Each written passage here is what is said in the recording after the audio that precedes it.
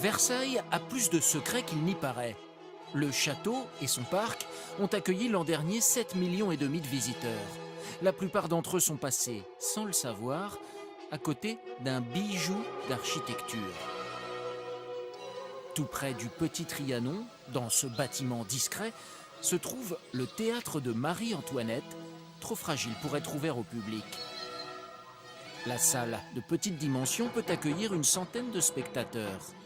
Elle est richement décorée. Le rideau se lève sur une scène aussi grande que la salle est petite. Un théâtre de poche entretenu dans son aspect d'origine par ce passionné.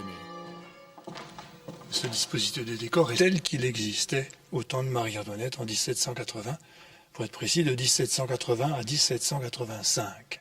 La reine s'est fait construire ce lieu discret en 1778, en 14 mois à peine, pour pouvoir y jouer la comédie en toute intimité. Dans la salle se trouvait son mari, il se trouve que c'était le roi, mais c'est tout. Il y avait quelques suivantes de son entourage qui pouvaient quand même représenter quelquefois une centaine de personnes. Elle a joué pour la première fois, donc le 1er août 1780, et elle joue le rôle d'une soubrette. Au grenier et au sous-sol, il y a un mécanisme étonnant qui date de 1780. Il permet de changer le décor instantanément et passer de la campagne à cet intérieur rustique. Très moderne pour l'époque, il fait encore l'admiration des machinistes. C'est sympathique de travailler dans ce lieu hautement historique et qui reste quand même un peu dans son jus avec une machinerie à l'ancienne.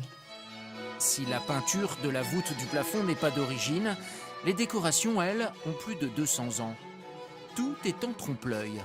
Les moulures sont en carton-pâte, les sculptures sont en plâtre, peintes couleur bronze.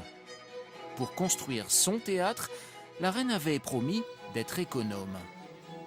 De quoi tordre le cou au moment de la Révolution à sa réputation de femme dépensière.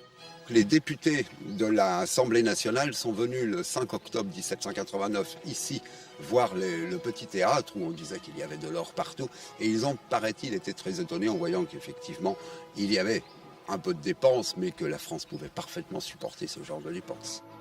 5 ans plus tard, lorsque le mobilier de Versailles est mis en vente en 1794, les décors qui ne valent quasiment rien sont épargnés. En 2001, après des décennies dans l'ombre, une restauration a redonné son éclat au théâtre de la Reine. Moins connue que la Galerie des Glaces ou les appartements royaux, cette belle endormie est l'un des lieux les plus intimes du règne de Louis XVI et Marie-Antoinette.